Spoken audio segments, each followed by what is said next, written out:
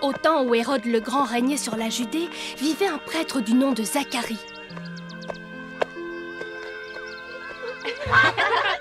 Tu la comprends pas.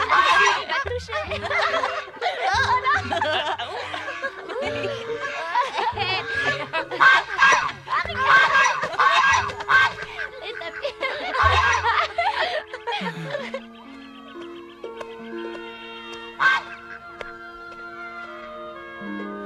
Zacharie et son épouse Élisabeth étaient de bons croyants. Ils faisaient partie des anciens. Leur seul chagrin était de n'avoir jamais pu avoir d'enfant. Et ils savaient qu'il était trop tard.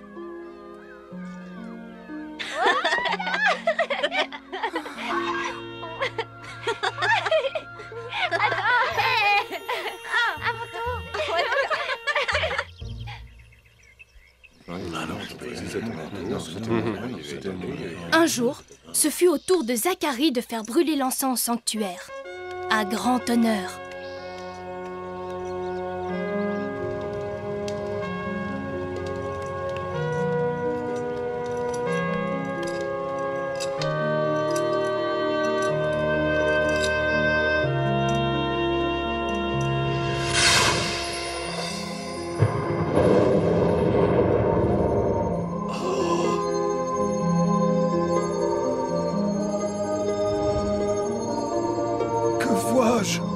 N'aie crainte, Zacharie.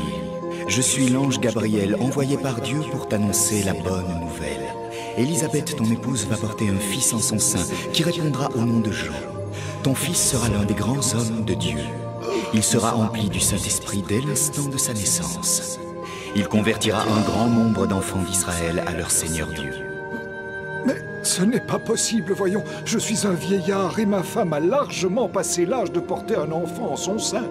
Je suis un ange du Seigneur, envoyé par Dieu pour t'annoncer la bonne nouvelle. Puisque tu doutes de mes paroles, tu seras incapable de parler jusqu'à la naissance de ton fils.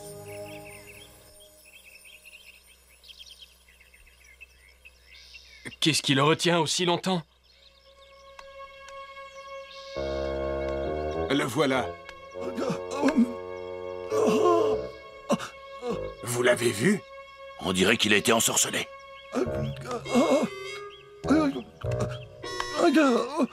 Comme l'ange l'avait dit, Zacharie fut privé de la parole. Zacharie, qu'y a-t-il? Pourquoi ne parles-tu pas? Qu'essaies-tu de nous dire?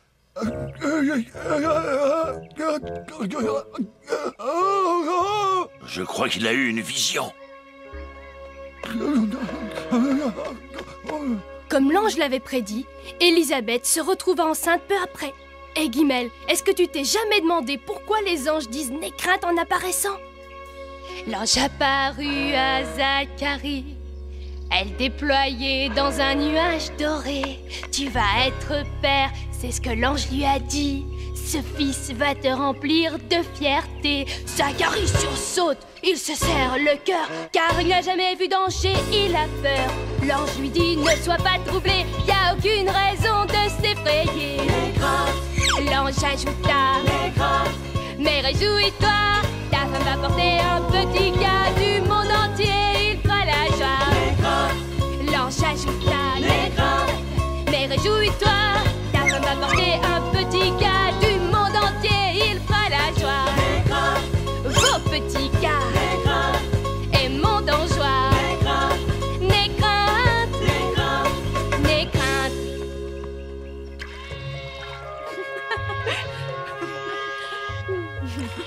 Élisabeth, la femme de Zacharie, avait une cousine habitant une ville nommée Nazareth. Elle s'appelait Marie. Tu as de la chance d'être fiancée à Joseph, Marie. Je suis sûre qu'il sera un bon mari. Le meilleur. Ah, si je pouvais redevenir jeune.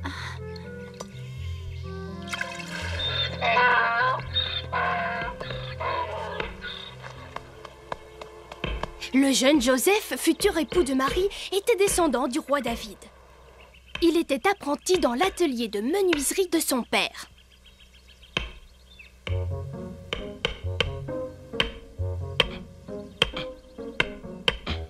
Bonjour, futur époux.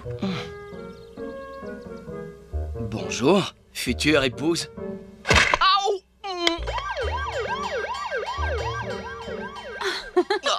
Ça te fait rire?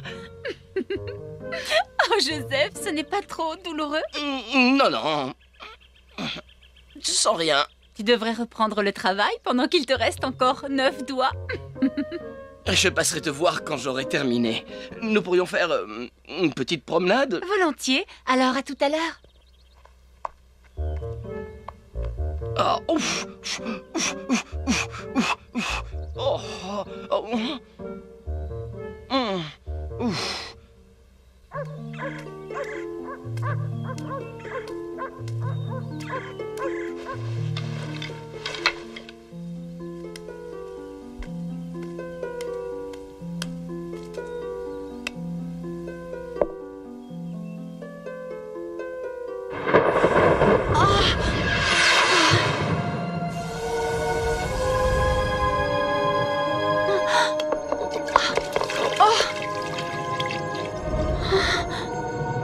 Réjouis-toi, enfant de grâce, le Seigneur est avec toi. Tu es bénie, bénie entre toutes les femmes. N'aie crainte, Marie, les yeux de Dieu se sont posés avec bienveillance sur toi. Entends la bonne nouvelle, tu vas être mère et porter un fils en ton sein, et il portera le nom de Jésus. Il sera connu comme le Fils du Tout-Puissant. Le Seigneur notre Dieu lui donnera le trône de son père, le roi David. Pour l'éternité, il régnera sur la maison de Jacob, et sa souveraineté ne connaîtra pas de fin. Mais comment est-ce possible? Je suis vierge. Le Saint-Esprit descendra sur toi, et la puissance du Très-Haut te couvrira de son ombre. C'est pour cela que l'enfant à naître sera acclamé et sanctifié, car c'est le Fils de Dieu. Ta cousine Élisabeth a conçu un fils, elle aussi, malgré son grand âge, car pour notre Seigneur, nulle chose n'est impossible. Je suis l'humble servante de notre Seigneur. Puisse tout ce que tu as dit s'accomplir en moi.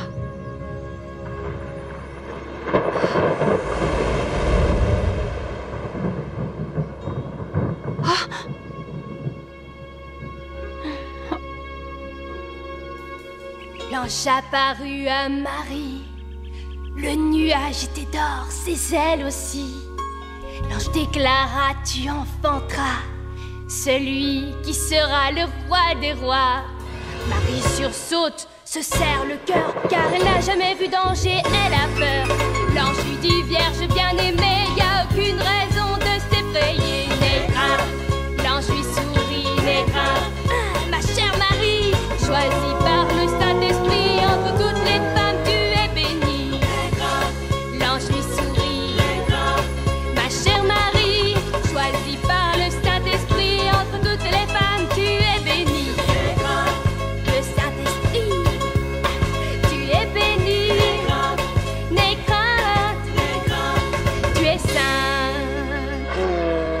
Est-ce que j'ai tout imaginé? Ça s'est vraiment passé ou c'est un rêve seulement? Ça ne peut pas être un rêve. Non, j'ai les yeux grands ouverts. Que dois-je faire? À qui vais-je le dire? Bien sûr, je vais avertir ma mère. Non. Non, si l'ange avait voulu qu'elle le sache, il aurait attendu qu'elle soit là. Tout cela doit rester secret. Oui. Oh, Joseph! Il faudra bien qu'il le sache un jour ou l'autre. Je ne pourrai pas le lui cacher éternellement. Mais comment lui annoncer? Comment lui faire croire une chose aussi inattendue? Quelques jours plus tard, Marie alla rendre visite à Élisabeth. Comme l'ange Gabriel l'avait prédit, Élisabeth était enceinte. Bonjour, chère cousine. Tu attends un enfant? Oh, Élisabeth, si tu savais comme je suis heureuse pour toi. Quel bonheur quand nous arrive un événement aussi. Oh, Élisabeth, tout va bien? Le Seigneur est avec toi, tu es bénie entre toutes les femmes. Et béni soit l'enfant que tu portes en ton sein. En mon sein? Mais comment le sais-tu? Quand tu as dit « Je suis contente pour toi », le petit qui est dans mon ventre a tressauté de joie. Heureuse soit celle qui a cru ce qui lui a été annoncé au nom du Seigneur, pour que sa volonté soit faite. Ce que Marie venait d'entendre effaçait les moindres doutes qui subsistaient en elle. Sans réserve, elle croyait maintenant tout ce que l'ange lui avait annoncé. Quand Marie revint à Nazareth, elle était enceinte de 3 mois. Le moment était venu de tout dire à Joseph. Ah, tu ne peux pas savoir comme tu m'as manqué. Le temps m'a paru si long à moi aussi. Tu es partie si subitement et tu es restée 3 mois absente. J'ai cru qu'il t'était arrivé quelque chose. Non, Joseph. Sois sans inquiétude. J'ai assisté à la grossesse de ma cousine Elisabeth. Voilà tout. Mais on dirait que tu n'es plus tout à fait la même. Plus la même? Dans quel sens? Qu'est-ce qui t'arrive? Oh, Joseph. Je t'aime comme je ne t'ai jamais aimé avant. Tu me le jures? Oui, sur mon cœur. Et toi, Joseph? Tu m'aimes autant qu'avant? Oh, encore plus qu'avant. Pour tout te dire, je craignais que les choses n'aient changé. Marie fouillait dans le regard de Joseph en espérant qu'il connaisse déjà son secret. Un ange lui était peut-être apparu à lui aussi pour lui annoncer la bonne nouvelle. Mais il était évident que Joseph ne savait rien. Joseph, j'ai une grande nouvelle à t'annoncer, mais j'hésite à le faire, je te l'avoue. Tu peux tout me dire, Marie. Même si c'est dur à entendre, je suis prêt. Je vais avoir un enfant. Vous pouvez imaginer le choc pour Joseph. Il était assommé. Marie aurait aimé lui dire des tas de choses, mais elle avait la langue collée au palais.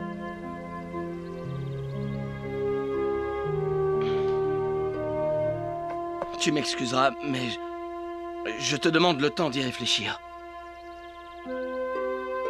Bien sûr, je comprends.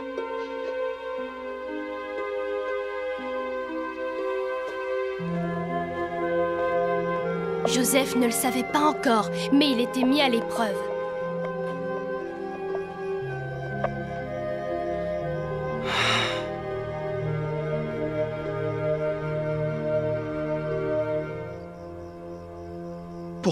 Pourquoi Marie m'a fait ça? Je n'ai jamais été aussi malheureux. Que faire maintenant? Si je romps nos fiançailles, la justice m'obligera à en donner les raisons et si les prêtres apprennent que Marie m'a trahi, elle sera châtiée. Je ne laisserai personne la toucher. Attends, on pourrait peut-être procéder au mariage comme prévu, sans qu'on remarque son état. C'est vrai, tu as raison, on ne peut pas cacher un gros ventre. Ça y est, j'ai trouvé. Oui, il n'y a qu'à reculer la cérémonie. Je l'envoie au loin et elle accouche, ni vu ni connu. Oui, c'est risqué, je sais. Mais je crois que c'est le seul moyen de régler le problème.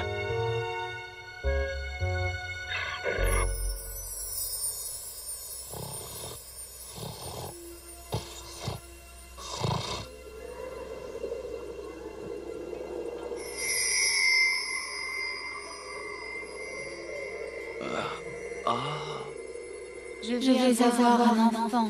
Un enfant. Marie. Oh, Marie, pourquoi m'as-tu trahi? Joseph. Joseph, fils de David, ne crains pas de prendre Marie pour épouse. L'enfant qu'elle porte en elle a été conçu par le Saint-Esprit. Tu appelleras le fils qu'elle attend Jésus, ce qui veut dire le Sauveur. Car il sauvera son peuple du péché. C'est ce qui avait été annoncé par les prophètes.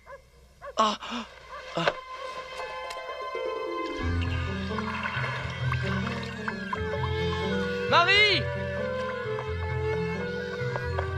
Marie! Joseph! Oh, pardonne-moi d'avoir douté. Je comprends maintenant. Oh, Joseph. Marie et Joseph avaient triomphé des épreuves.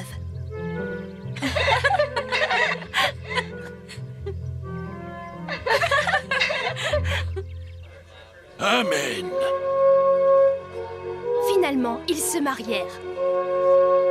Et Joseph installa Marie sous son toit.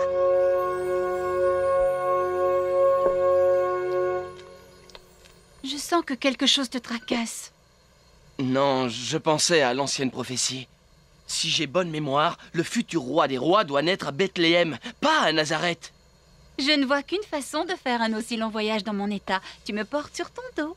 Si on ne peut pas faire autrement, d'accord, mais moi, qui me portera alors?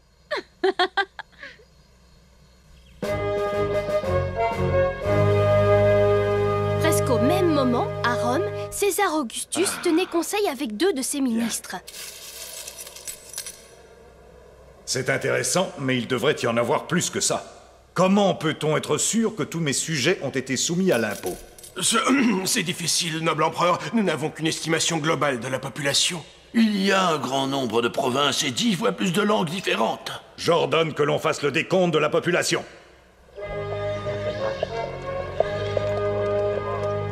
Moi, je ne veux pas les rassembler. Oyez! Oyez! Par décret impérial signé de la main de César Augustus, tous les sujets de l'Empire romain auront obligation de regagner les villes et les villages de leur père, afin d'y être dénombrés par voie de recensement. C'était pour cette raison-là qu'ils nous avaient rassemblés. Des millions de gens allaient avoir bien du mal avec ce recensement. Mais un décret signé par César Augustus, c'était un ordre. Et lorsque la nouvelle parvint à Nazareth, Joseph alla voir le receveur local, dans l'espoir d'obtenir une dérogation. Bonjour. Voilà, un de mes amis attend... Enfin, je veux dire, sa femme est enceinte et, bien sûr, Rome ne peut pas exiger qu'elle fasse un long voyage dans cet état et... Tous les citoyens doivent effectuer le recensement, même les aveugles et les paralytiques. Mais... Aucune exception, Joseph, c'est la loi. Oui, c'est la loi. Marie, nous n'avons pas le choix. Bethléem est la ville de mon père, et nous devons nous faire recenser tous les 2. Oh, mais Joseph, Bethléem est si loin et je peux accoucher à tout moment. Je sais, mais si on marche d'un bon pas, et si le temps est clément, on peut peut-être y être en moins de 5 jours. Mais s'il arrive quelque chose et que nous soyons loin de tout... Marie, c'est par la grâce de Dieu que tu portes le Messie en toi. Dieu voudrait-il que quelque chose arrive à son enfant? Non. Bien sûr que non.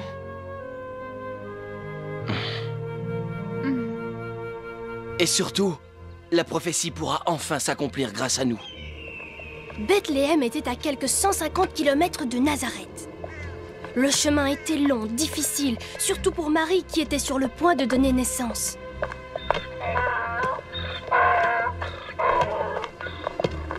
Nous avons de la chance d'avoir une brave bête comme toi, tu sais. Oh, Joseph. Tu veux qu'on s'arrête un petit peu pour se reposer? Non. Non, le bébé n'attendra pas. Nous devons continuer. Tiens, bois. J'ai mal. Essaie de me faire penser à autre chose. Il te suffit d'imaginer les choses glorieuses qui nous attendent. Comme quoi? Marie, tu as été touchée par la grâce. Choisie, bénie entre toutes les femmes. Le même pouvoir qui a créé la terre, le ciel et les étoiles a conçu l'enfant que tu portes en toi. Est-ce que notre enfant sera beau et bien portant? Il sera d'une très grande beauté. Ce sera le plus beau, le plus saint, le plus fort de tous. Nous l'aimerons et nous le chérirons. D'accord? Oui. Marie, le Seigneur est avec nous. Est-ce que tu le sens guider nos moindres pas? Nous pousser de l'avant? Oui, je le sens. Et ça me rassure. Il nous évitera les embûches. J'en suis convaincue. Tu vois, je ne sens presque plus la douleur maintenant.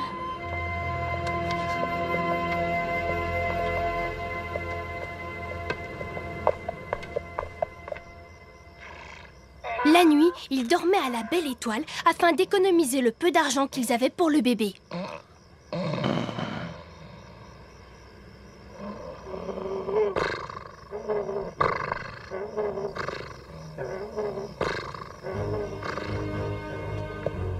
Ils marchaient, marchaient et marchaient encore.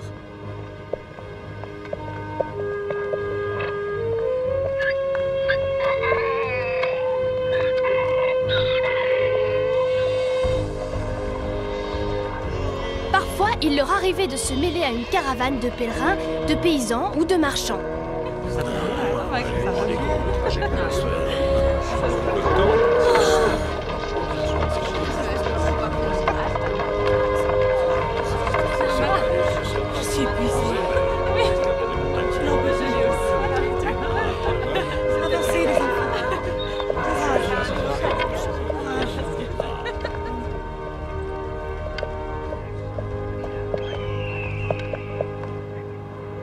Regarde, Marie. Jérusalem. Oh mon Dieu, que cette ville est belle.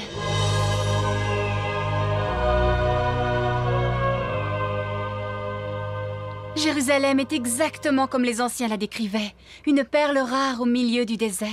Bethléem n'est plus qu'à environ 2 heures de marche. Ah, ce n'est plus le moment de traîner. Le petit n'arrête pas de bouger et la nuit va bientôt tomber. Attends, je tiens à jeter un dernier regard sur la ville sainte.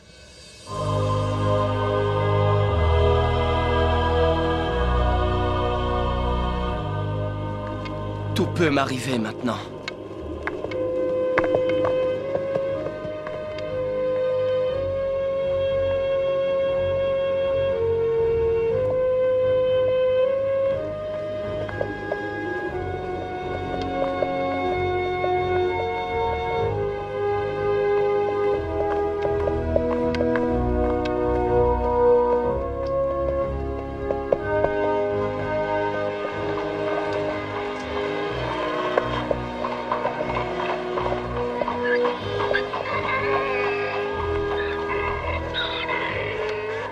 Que de monde, je n'en reviens pas. Oh. Est-ce que ça va? Oh, Joseph, le petit ne veut plus attendre. Bon, je cours chercher une sage-femme. Oh, le temps qu'elle arrive, ce sera fait. J'ai juste besoin d'un coin d'intimité. Mais il faut le trouver, vite.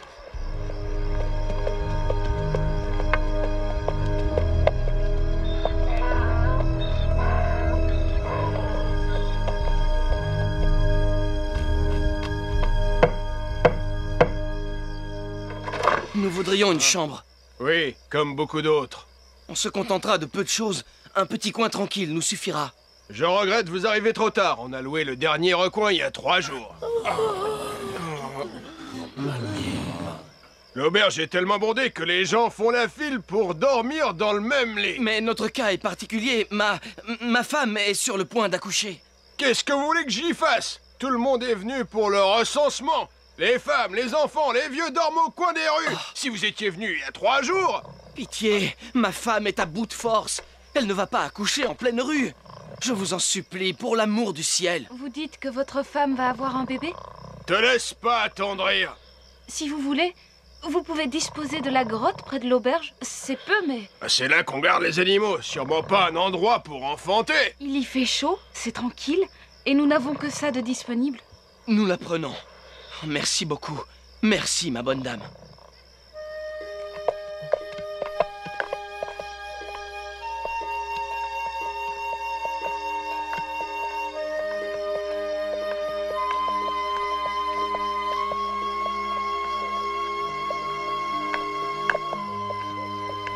Je n'aurais jamais cru qu'on en arriverait là. Oh, c'est mieux que rien. Pardonne-moi de t'avoir déçu. Tu n'as rien fait pour me décevoir. Toutes les femmes souhaiteraient avoir un mari aussi prévenant que toi.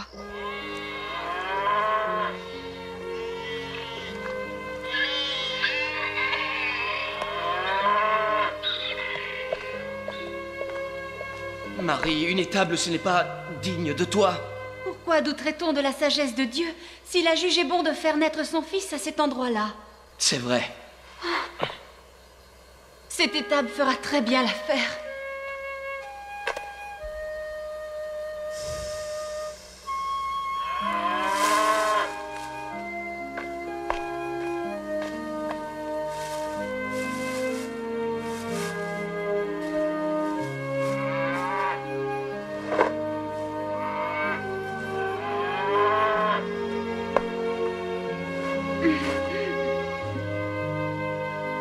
Détends-toi. Oh, mais qu'est-ce que je peux faire? Oh, arrêtez de t'inquiéter.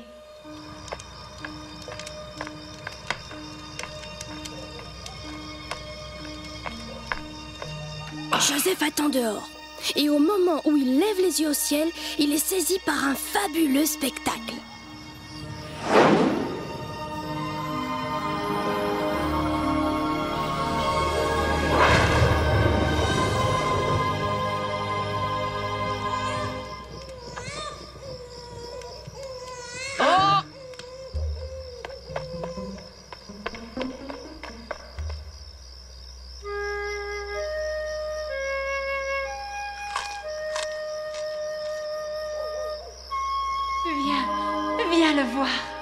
ça? Là, dans la mangeoire. Oh mon Dieu. Regarde-le. Regarde-le, Marie. C'est le plus beau des enfants.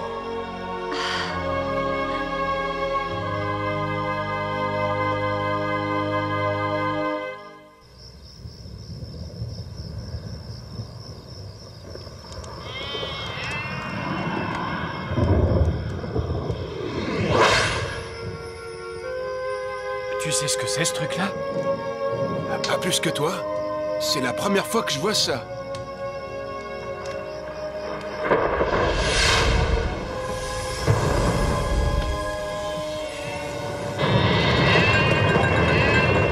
Bah, et ça, tu sais ce que c'est? Pas plus que toi. N'aie crainte, vieux berger. Je te charge de répandre la nouvelle qui soulèvera la joie de toute la nation. Un sauveur vient de naître à Bethléem, ce jour même. Emmène tes frères voir un enfant enveloppé de l'ange, blotti au creux d'une crèche. N'aie crainte, vieux berger, je veille sur toi.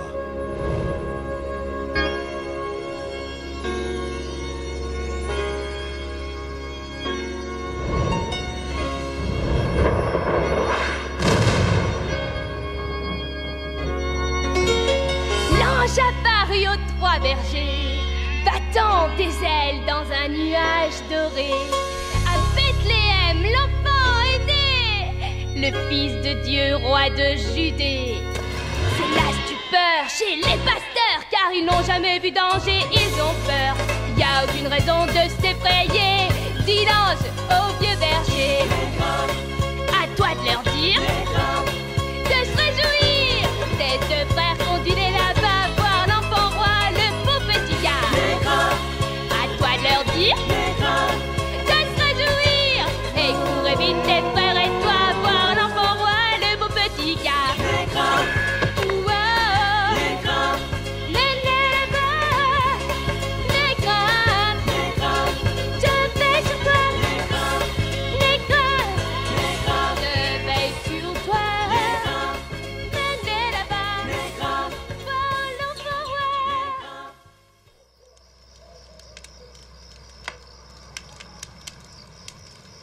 Tu as compris tout ce qu'il a dit? Pas plus que toi, c'est à Ellie qu'il a parlé.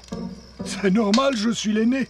Et puisque tu sais tout, d'après toi, le Fils de Dieu serait enfin venu? Couché dans une crèche. Et d'abord, c'est quoi une crèche? Explique à ton frère. Bah, c'est une auge, une mangeoire où on met le grain des animaux à l'étable. Je n'arrive pas à croire que le Fils de Dieu naisse dans une étable. Au moins, il aurait mérité de naître dans le palais du roi Hérode. Il faut aller à Bethléem pour en avoir le cœur net.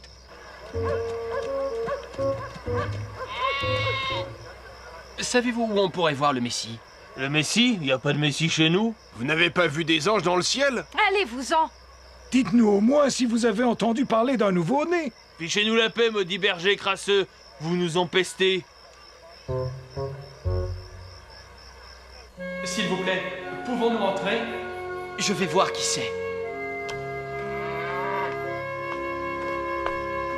Que voulez-vous? Excusez-nous d'arriver comme ça sans prévenir. Nous sommes venus voir l'enfant Messie. Mais qui vous a dit que... C'est bon, Joseph, laisse-les entrer. Mais... je-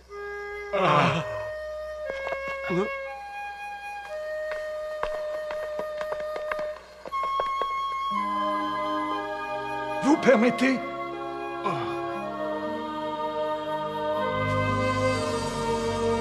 Alléluia! Mes frères, nous avons devant nous le roi des rois, enfin.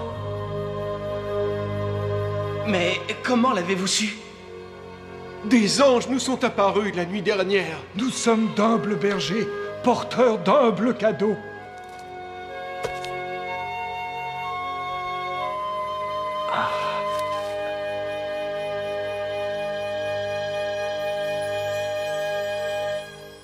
Réjouissez-vous donc! Il est né, c'est la fête! Alléluia! Le Messie! Que tout Bethléem se lève pour chanter, pour danser, il est enfin venu! Qui est enfin venu? Le Messie, au fond d'une étable, couché dans une crèche, il est né. L'ange nous a chargés d'apporter la bonne nouvelle. Regardez-moi dans quel état ils sont. Ils devraient pas boire.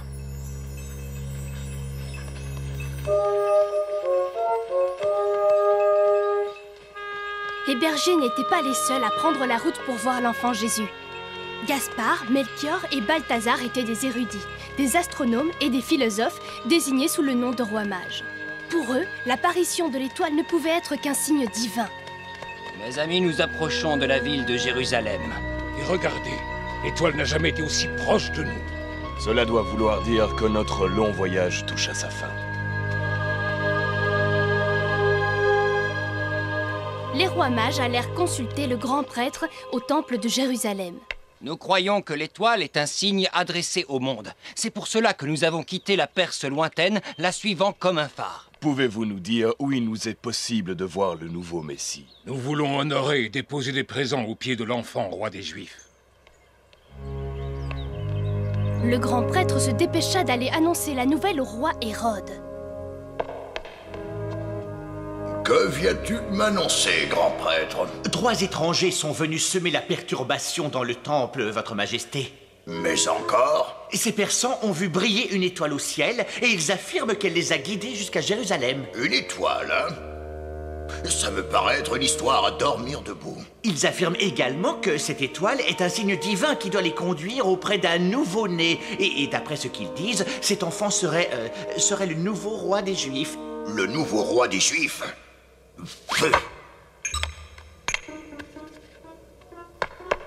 Le nouveau roi des Juifs. C'est ce qu'ils ont dit? Oui, votre majesté. Ce sont leurs propres paroles. Ne saurait-il pas que César Augustus m'a nommé moi, Hérode, roi des Juifs? Les étrangers affirment encore que la naissance de cet enfant n'est en fait que l'accomplissement d'une ancienne prophétie. Prophétie? Quelle prophétie? En fait, il y en a 2. La première est... Ah oui. La Vierge sera enceinte et elle donnera naissance à un garçon. Et la deuxième? De Bethléem s'avancera un souverain, berger du troupeau, qui guidera le peuple de mon royaume, Israël. Il lance au vent d'anciennes prophéties dans le but de miner mon autorité. Retourner le peuple contre moi, ça ne se passera pas comme ça. Qui porte le sceptre et la couronne? C'est vous, votre majesté. Et qui a fait reconstruire le temple de Salomon? C'est vous, le grand roi Hérode. Exactement. Ancienne prophétie. Quoi encore? Je ne céderai jamais, ni mon trône, ni rien à une espèce de morveux à cause de la prophétie d'un quelconque illuminé.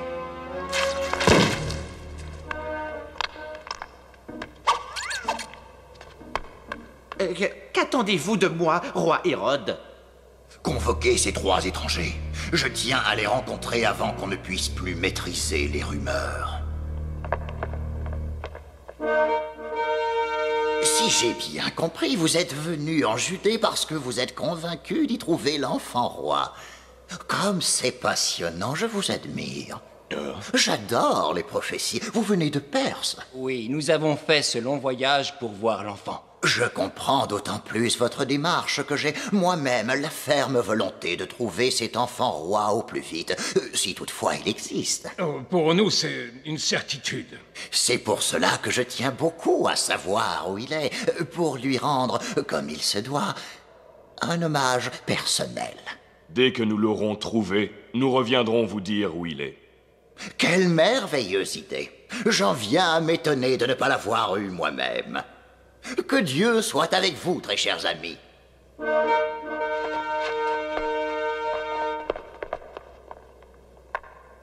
Monseigneur, dois-je envoyer un sbire pour les espionner? Inutile. Ils reviendront d'eux-mêmes.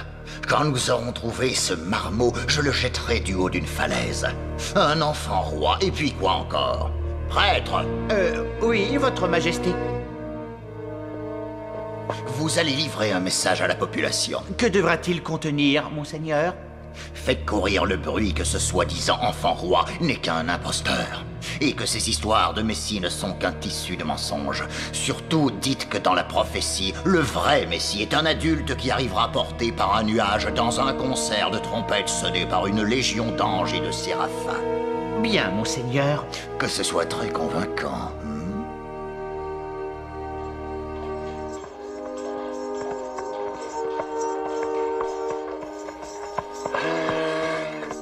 Savez-vous où nous pourrions voir l'enfant roi? Je n'en ai jamais entendu parler. Nous pourrions peut-être leur parler plus simplement d'un nouveau-né. Oh, excellente idée, Gaspard.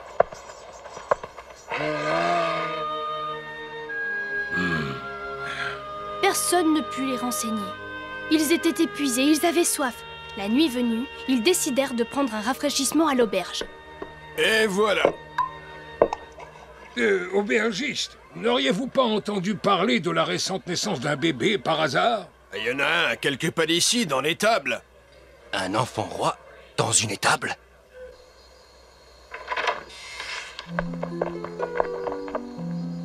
Gaspard, Melchior, l'étoile au firmament.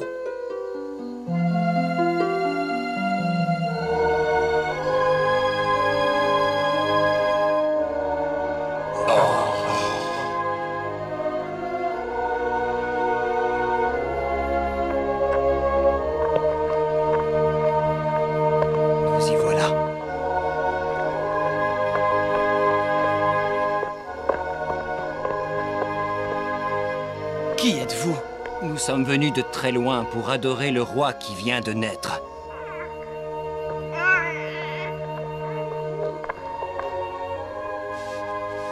Ces messieurs demandent à voir l'enfant.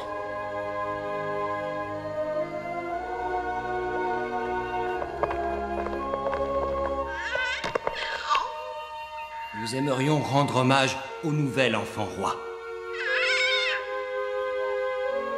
C'est inattendu de voir un tel enfant dans une étable. Où le Fils de l'homme aurait pu venir au monde, si ce n'est dans un lieu d'une telle humilité. Vous voyez ce que je vois? L'enfant irradie une auréole lumineuse. Oui, je la vois comme vous. Nous sommes vraiment en présence du Messie. Chacun de nous est porteur d'un présent pour le Très-Haut.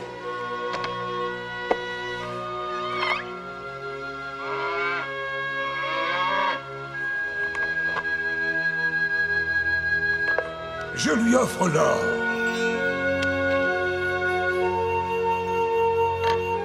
Je lui offre l'encens.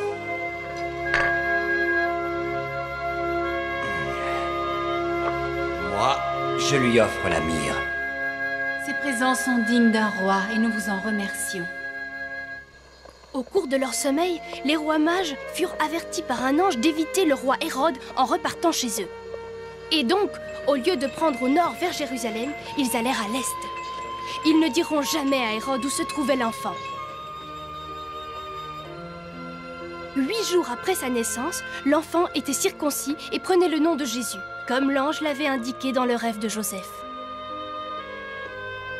Et comme le voulait la coutume, Joseph et Marie présentèrent l'enfant au temple avec un couple de tourterelles en offrande.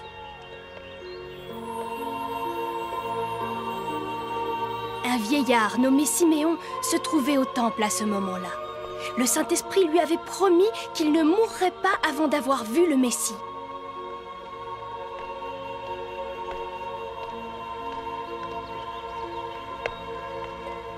Siméon était devenu vieux dans l'attente de voir la promesse remplie. Vous permettez que je le prenne dans mes bras? Oh, mais bien sûr. Maintenant, tu peux, selon ta parole, laisser ton serviteur s'en aller de ce monde en paix.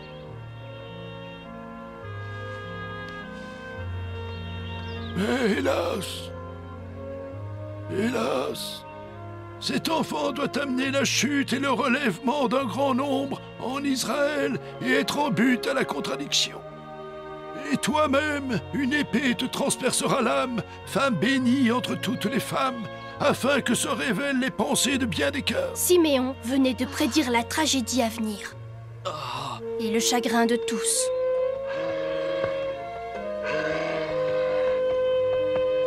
Le petit Jésus était destiné à naître dans une humble étable parmi les animaux.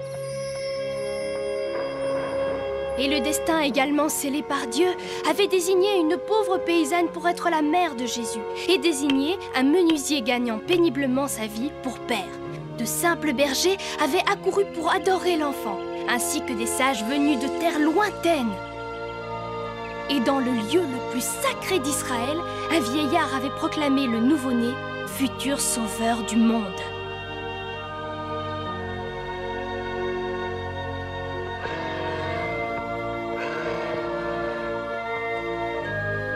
Tout cela a marqué le début d'une période de chagrin, mais aussi de joie. Et l'accomplissement de miracles. Le Messie était né d'une vierge à Bethléem. Une ancienne prophétie s'était enfin accomplie. Et à partir de là, rien ne sera plus pareil.